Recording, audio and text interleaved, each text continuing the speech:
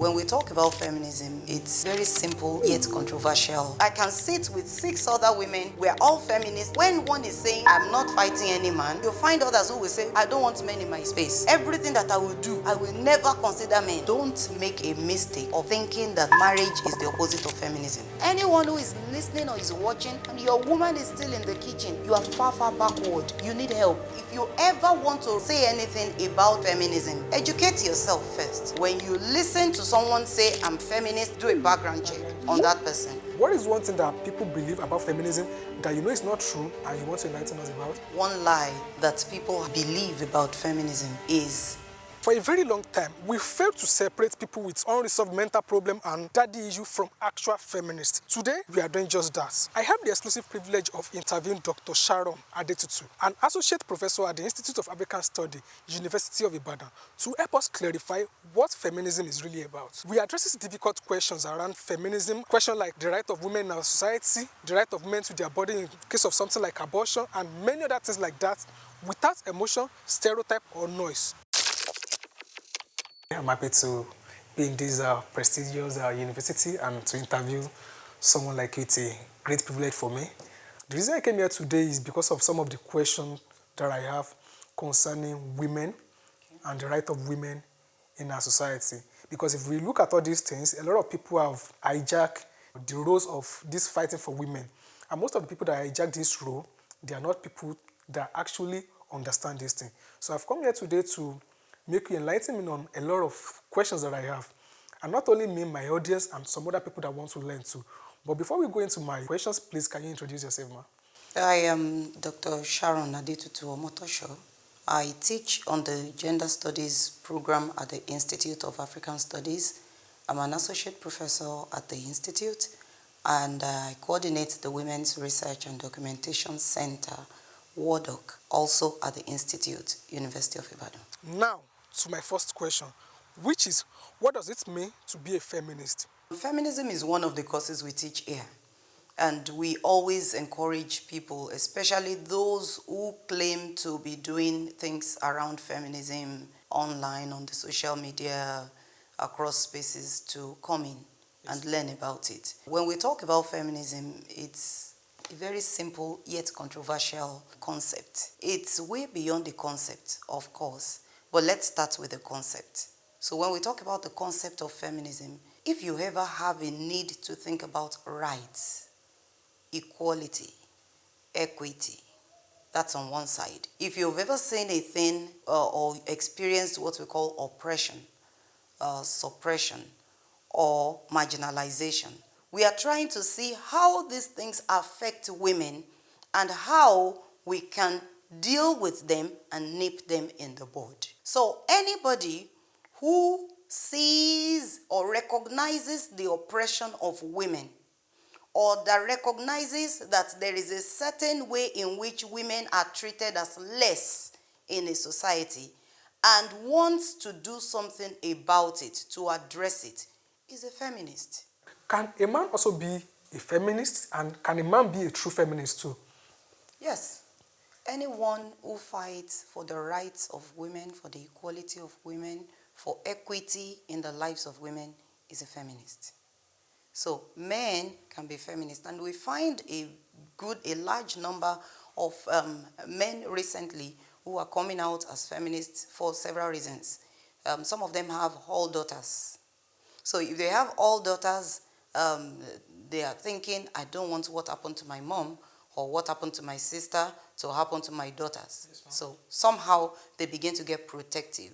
They begin to look into what are the challenges that the child is facing and how can we help.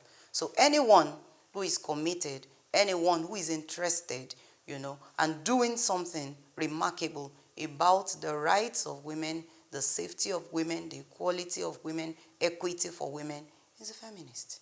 The category of people I call social media feminists have created a lot of controversy and misrepresentation around feminism by arguing for equality while disregarding physicality, biology, and culture. So to them, both men and women are exactly the same. There is no difference between men and women. That is the argument. So I want to know, what is the take of actual feminists on equality?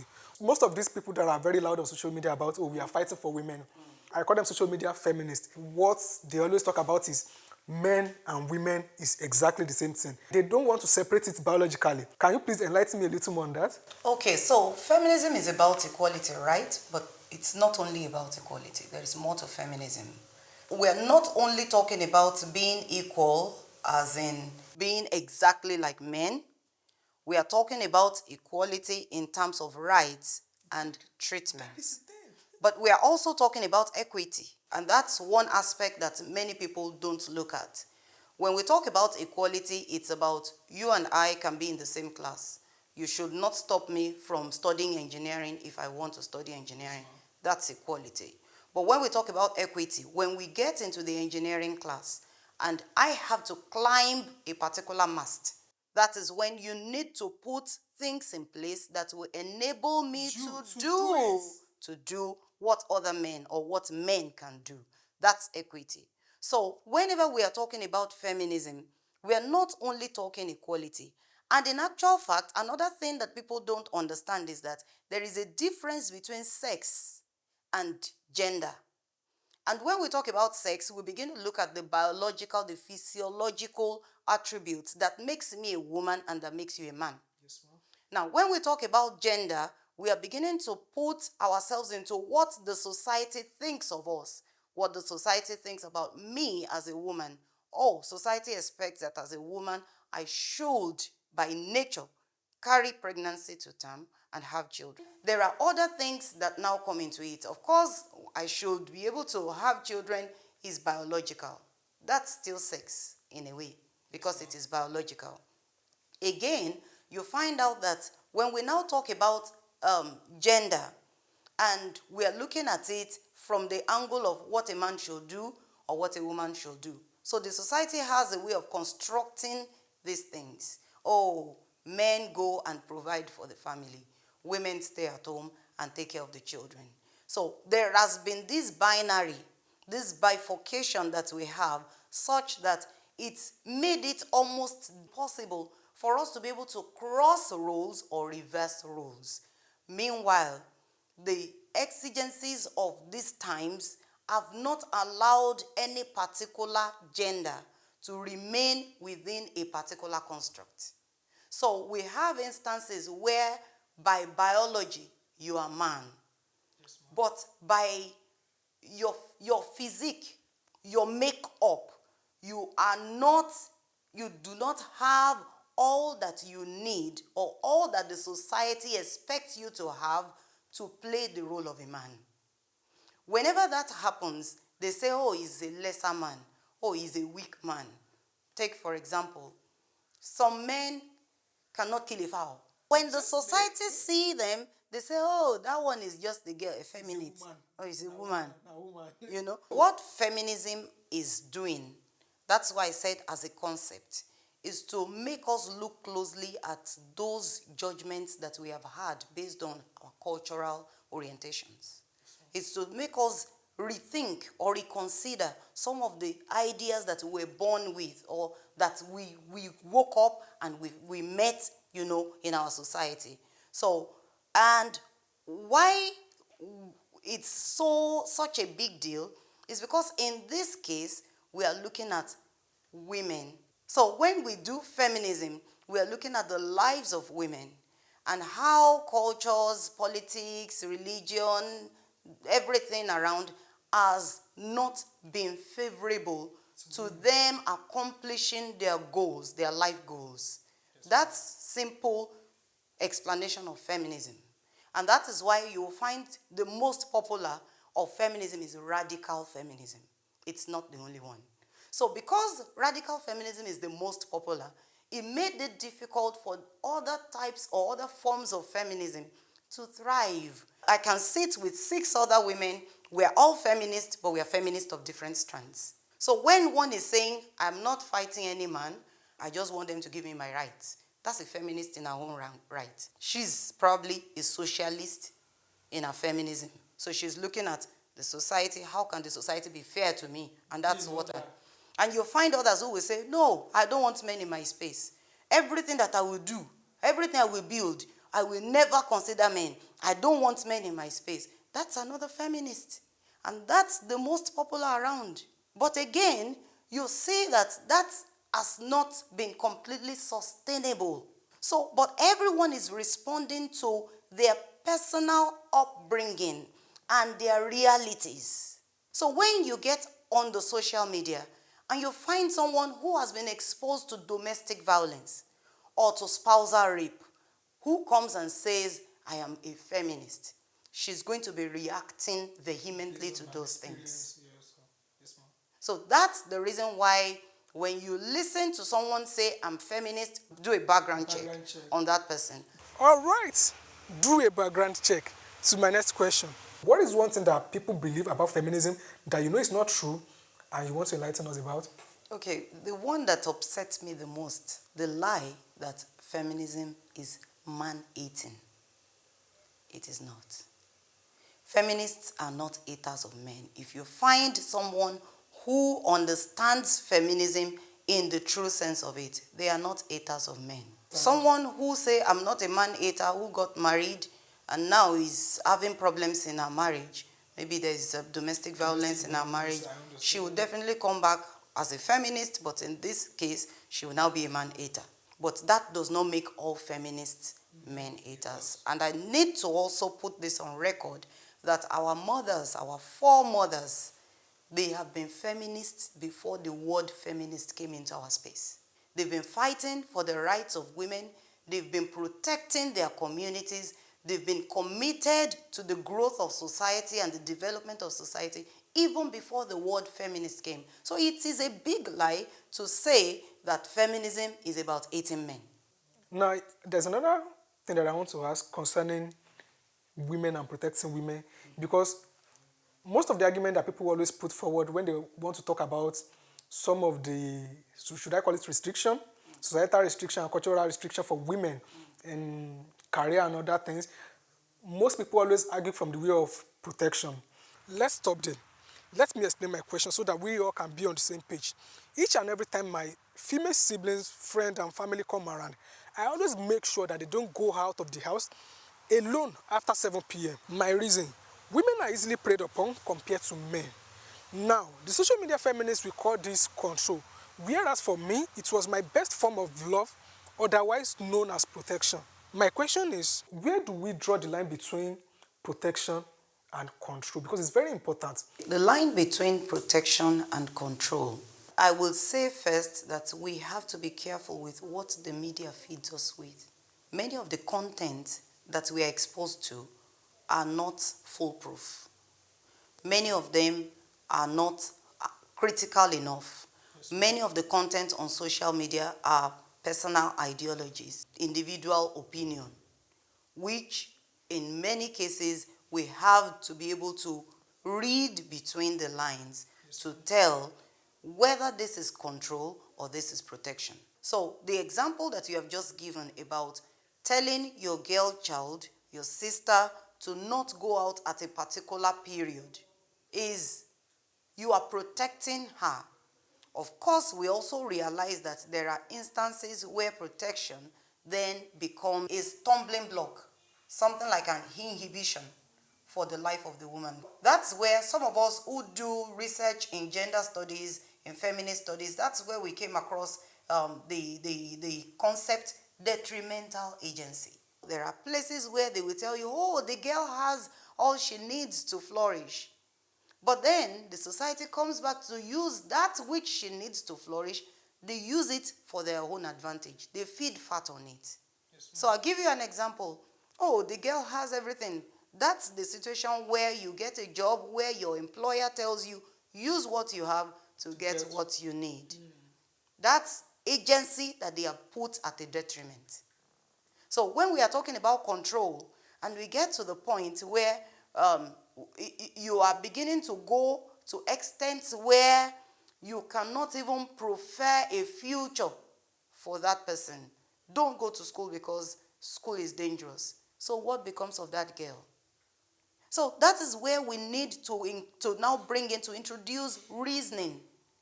We need to reason through many of these things that we do. Unfortunately, many of those who do this protectionism do not apply. They're not critical enough. They're not reasoning with the decisions they are making. So if I say to my mother, you don't need to do any work again because you are old, that's okay. But if I say to my brother that, oh, because the society is difficult now, I will feed you, don't worry. I will even feed your wife that you marry, and I will even feed your children. That's not realistic. It's not.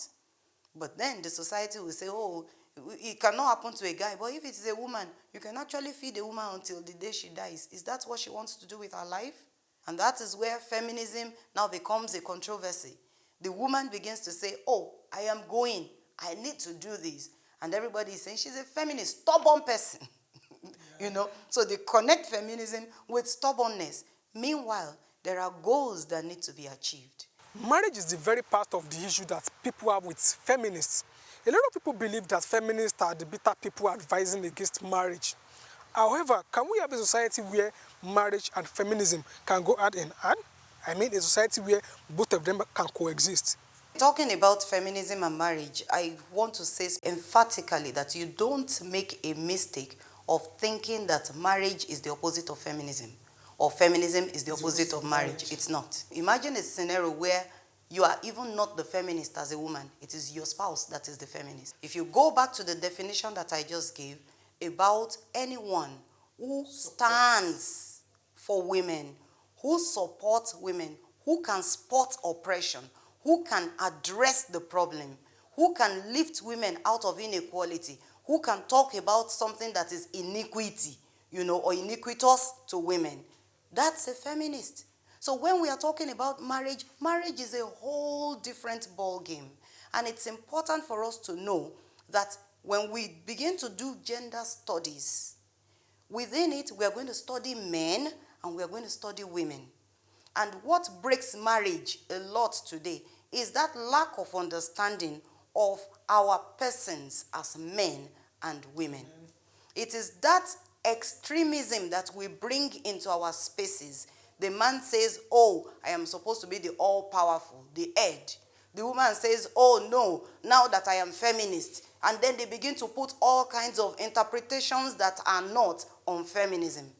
That is where you begin to have problems. But indeed, the point is, marriage is a different thing. Feminism is a different one. We don't want anyone to think that the opposite of marriage is feminism. It's not.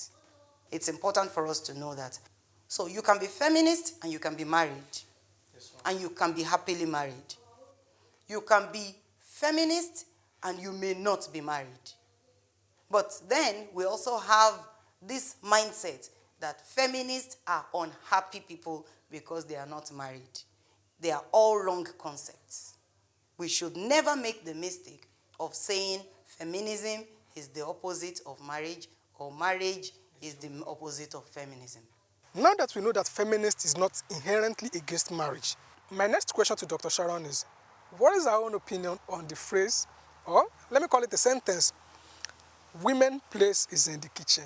Those people who still hold that view are those who do not see the future.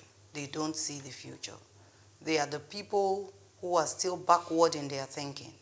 Because today, there are things that women do that is making a lot of impact in the society. Changing a lot of things. For people to say that, oh, it's only in the kitchen. There were people who worked in the kitchen, but they did more than that. And now that we now have many of our girls and women gaining voice, there's a lot that is also going on. There are many women today that they are breadwinners. I mean, it's not because they are widows, but because the situation that they have put themselves into, they are better off. And then they are able to have more opportunities, and they support the family.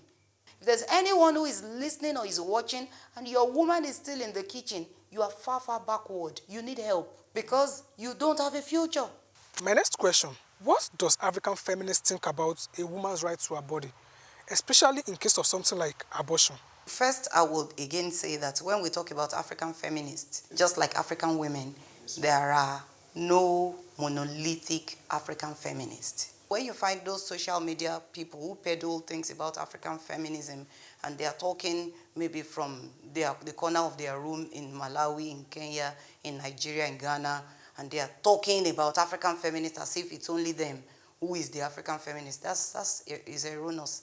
It can be misleading. But then when we talk about African feminism, sometimes we put additional S in brackets to say there are African feminisms. Yeah, and just like I have also clarified that feminism is not just one. Yes, it could be many things. Again, when we now talk about African feminism and our response to the woman's right to her body, it's a conversation that has been going on for a long time. And it is not a conversation that has a straightforward answer. So that is where we have to consider several things and the cases in point that bring about people's decision. When they say, oh, for us African feminists in this place, this is what we believe. Let's take number one, religion. There are certain religions that frown at abortion because the fetus, they believe, is a creation of God. No matter how small and at whatever stage, they believe that a child should not be killed. It's the same kind of conversation that is going on in some other parts of the world. This controversy around, oh, let's legalize abortion, don't let us legalize it. We are not talking so much about that, but still our culture is also one factor that we consider. So beyond religion, we can talk about cultural arguments around abortion. Some of our cultures believe that you hold the society the right to reproduce. So you cannot say you own your body. In actual fact, there are certain African cultures where they will tell you, you do not own yourself. The Ubuntu concept that you are because we all are. Yes, yeah, so you cannot say that, oh, I'm not going to give birth to children. Somebody gave birth to you. So you hold the community that duty to reproduce. Yes, that's another argument. Again, we now have circumstantial arguments, which sometimes make it permissible to abort or not permissible to abort. Let's talk about the things that are going on across Nigeria. We talk about the insurgencies. We talk about all of these crises that we are having, abductions here and there. And if someone, for example, was abducted, she wasn't ready for pregnancy, she wasn't ready for marriage, she was just a young girl in secondary school, and then they carried them and married them off, and now they have to have children. If she decides that this child, I don't want it. Again, let's ask further questions, because many of the children that were born based on the faith argument, the faith argument is that under no circumstance should you kill an unborn child. If you follow the faith argument and then you say, oh no, we know that, oh, you were raped by an armed robber or something, but now the pregnancy is here, you have to keep it. What do the society do to that child when he's born? So there are some children today that they call them bastards. Yeah, there are some children that they call them children of the devil because they were born by the insurgents. And the community excludes them, rejects them. I documentary about something like that recently. This Vietnam War, there are a lot of kids after the Vietnam War that all these American soldiers impregnated women there. So the Vietnam government did not give them it's birth actually certificates, across spaces. and then they can't go to US. Every country where they have had a particular war, genocide, civil war, Sierra Leone, Rwanda, you look across those countries, you will find things like these. So when we go by the faith argument, the children come, but what happens to them thereafter? When we go by the circumstantial argument, oh, this child, I don't want it, and so I have a right to get rid of it. That's one. When we go by the cultural arguments, we are saying no matter the situation, because some children will come and tell you, I was born by an unknown father. My mom didn't know my dad, but I was born, and look at me, I have become this. So people come with different arguments that no matter what circumstance brought a child, you should not get rid of that child. That's another argument. But again, when you look at circumstance, you also find some women who cannot carry the pregnancy. Health issues. You also have some who are afraid of carrying children. They see the pain of a laboring woman and they say, I don't want to go through this. Especially, so let's it say brings people who in witness a couple of women would die around them yes, through child labor yes, and all those things. So it brings in other arguments. So when we start with the right to my body and abortion, we begin to bring in other arguments, which I don't think they are for this audience. Surrogacy. Yeah, we begin to talk about adoption. Yeah, and so on and so forth. So it's a complex matter. And so when we look at all of this, we cannot lay our hands and say, this is what African feminists say about this particular matter. The reason I ask this question is because there are a lot of individuals who believe that abortion is women liberation. I've even come across a Fox Pop interview of a lady who said, and I quote, "I get pregnant solely for the purpose of aborting them." And according to her, she has aborted about 16 babies at that time, and she's just like 20-something. Yeah. Now to my next question. A lot of people believe that feminism is practiced differently in different parts of the world. So I want to know, how is African feminism different from the one that is practiced in every other part of the world, especially in the West? Okay, so it's important to note that feminism has become a global concept. I started out by saying it's a concept, but it's more than a concept. It's a movement, it's an ideology, and it's a method. People use it as a methodology, especially for those of us at the university. So when we talk about feminism, a concept, an ideology, a method, a theory, a movement, as the case may be, when we talk about that and we put it in the global space, people have been responding to feminism based on the realities within their spaces. So when we talk about Western feminism, they have their challenges and the things they want to address. When you talk about African feminism, we have our challenges and the things we want to address. So we are all, the thing that brings us all together is the denominator, feminism. Now, we begin to put the prefixes there, Chicana feminism. You said Western feminism, for example, African feminism. And how that differ, we can trace it back to our experiences, the experiences experiences of African women. So while an average feminist in a place like America, in the US, will be considering the problem of equal work, equal pay, that may not necessarily be a problem. I'm not saying it's not, but I'm saying it's not the core of our problems in Africa. We deal more with, because now we see situations where you are a pilot, they don't say that because you're a woman pilot, you should earn less. Yes. But there used to be a time where women would earn less than men. Even in Nigeria, even across universities, there are policies that are just not friendly for women. For example, if I work in the university and my husband works in the university, we are both professors, and then they say housing allowance. So who gets the housing allowance? So now they say, I'm not entitled to housing allowance because my husband is in the university. Why? If they give my husband a house in the university, then I should move in there, and then I'm not entitled to my own housing allowance. You see how that works? It's tricky. But so we find things like that, pockets of things like that around. Again, some people will not even employ a woman to do a certain job because they think, oh, she will be off for a lot of time. Yeah, she'll be pregnant, she will go for maternity leave. So sometimes some 5 days in the month, she's not even okay. She's having menstrual problems. Oh, but men don't have all of those problems. We are better employ a man than a woman. So you see, we have different challenges. Again, when we also look at our communities, like I said, women being seen, not being heard. So some of these things are not particular to other cultures, maybe Western cultures. So we have our things that we are dealing with. Of course, again, we cannot ignore the colonial residues, that brought about all of these things and have kept them with us for long enough. But indeed, African feminism is about the realities of African women.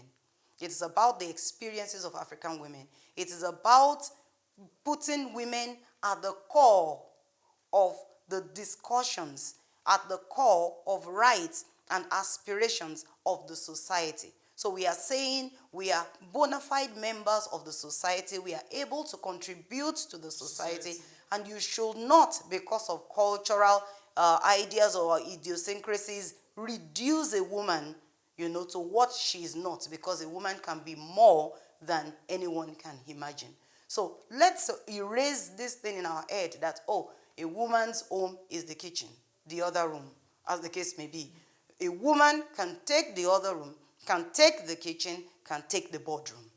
In your work as a lecturer and also as somebody that coordinates affairs that is relating to women and matter concerning women, you've talked about feminized corruption. And when people hear about feminized corruption, they'll be like, feminized corruption? What type of corruption is, or what sort of corruption is that again? Can you please explain what the word, or let me say, the term feminized corruption, what it means? Okay, thank you very much. This is very dear to my heart. It's important that we talk about this. The concept feminized corruption has been a controversial one. It has become a household concept that people want to engage with and people want to find out what it's about. It all started with this same idea of women transgressing from the private space into the public space. Now, women get into the public space, and then the next thing we begin to see is that many of them began to perform better. They began to perform excellently. We have a few examples around in Nigeria and across the world. People who will come into hitherto corrupt spaces and clean it up. Women.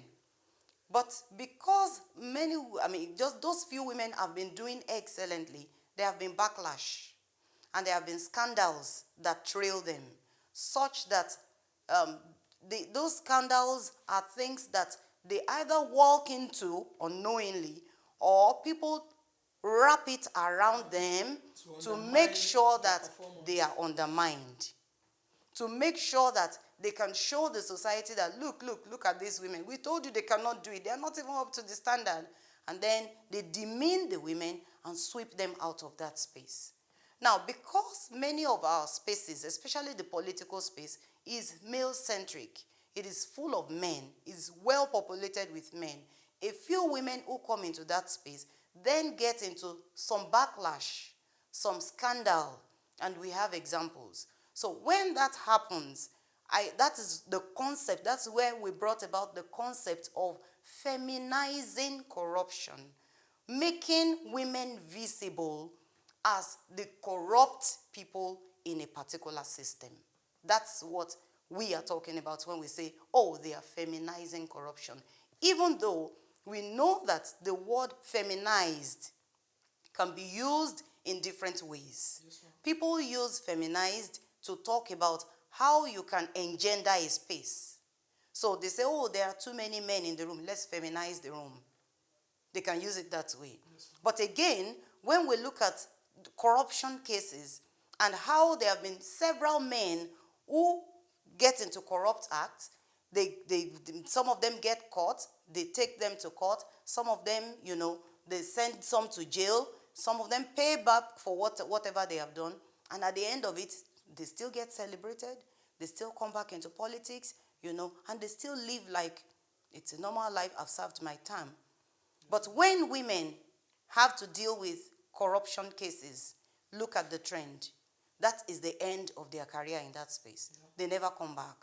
And that is because the society expects that if we keep egg with a woman, in fact, nothing should happen to it. Mm-hmm. Now, so what we are doing with feminized corruption is to show that it is possible for a woman to be corrupt.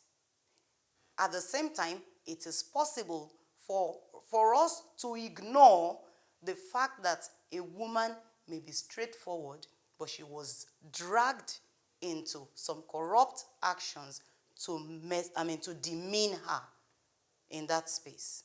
So that is why when we look at feminized corruption, we're looking at the two sides. So we are not saying women are not corrupt. We are saying there are possibilities.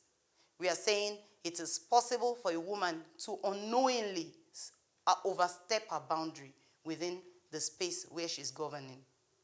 But we are also saying that it is possible that the system makes it difficult for her to do what she's supposed to do. And so they come back and show that she's lesser for that position. Media, both social and traditional media, has been a very huge part of the misrepresentation that we've been seeing with feminists and feminism. So, I want to know, what can be done about media misrepresentation of feminism? The work that the media or the contribution of media to the misrepresentation of feminism is enormous. It's a lot. Uh, but that notwithstanding, it's not only feminism that is suffering in the hands of media practitioners. Again, I would like to also draw a line between those who are trained practitioners and then the development journalism that we have today. Public, everyone is a journalist, street journalism, and so on and so forth that we have now. But despite that, we'll say that media content production and the rest has been democratized. There are several kinds of people there. So we cannot put the entire blame on the media. I think it's a shared blame. It is just calling our attention to the need for us to have not a censored media, because now it breaks down the place of freedom of information. It's not so much of a question of regulation. It is more of the issue of education and enlightenment. We need to do more with enlightening, teaching, showing the people who are behind the camera, the people who produce content, what are the things, these perspectives, the angles to things that they put out there. Good enough, I have been consultant to a number of organizations on media and information literacy, and we train all kinds of people. And so when they come, journalists, for example, we have series of training for journalists, teaching them how to be gender sensitive when they cover issues, and when they have to deal with feminist matters. For example, you find when they want to report something, it is not healthy to want to report about me and call me the wife of somebody.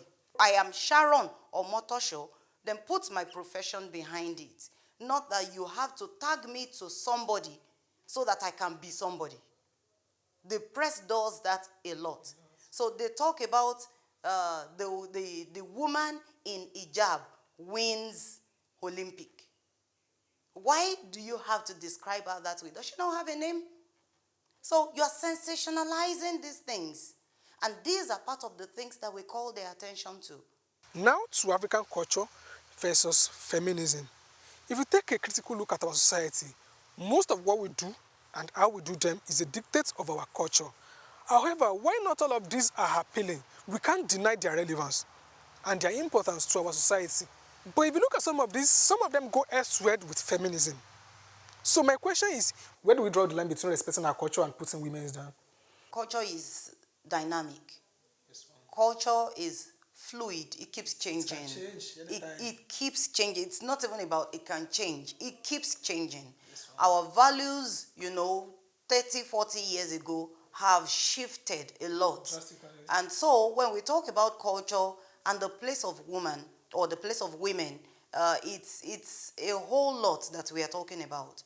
So when we talk about how can we preserve our culture, because they are changing, I don't know if it is the culture that we should preserve or the values in our culture. So when we preserve the values in our culture, we should expect that the values protect the women. But when we hold on to what we term values, but they do not protect every member of the society, including women and girls, that is where the problem lies. So it's good for us to have a culture, but we need to keep looking at our cultures. What has been changing and how they are changing, how are they also changing the lives of women. It should be a two-sided thing. So as much as we even talk about feminism and we talk about bringing women to the fore, supporting women, allowing women to be who they want to be, make impact in the society, it's also important for us, which is why we do gender studies, and not just feminist studies, and not just women's studies, because we are now looking at not just this arm of the wing, but the two arms. So if the girl is going, flying, soaring, doing well, everything is working well for her, what about the boys? Dr. Sharon has done incredible work on the betterment of life of women and girls' child. But I want to know, What is that one thing that she has done, especially for the people who don't have a voice, that has actually changed people's life? I have worked with WADOC at we call it the Women's Research and Documentation Center. That is building on what our patriarchs have developed because they started as far back as 1987.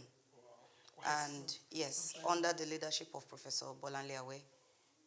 And many of the things that they were doing at that period was to attend to the silencing of the works of women. So it was more or less like writing women back into history. You find literature, the very popular literature, the early literatures that were written, in Nigeria were male-centered. You look at the history, read the history, they will often talk about our elder statesmen as if there are no stateswomen. You look into communities generally, the institutions, you find out that there's a way we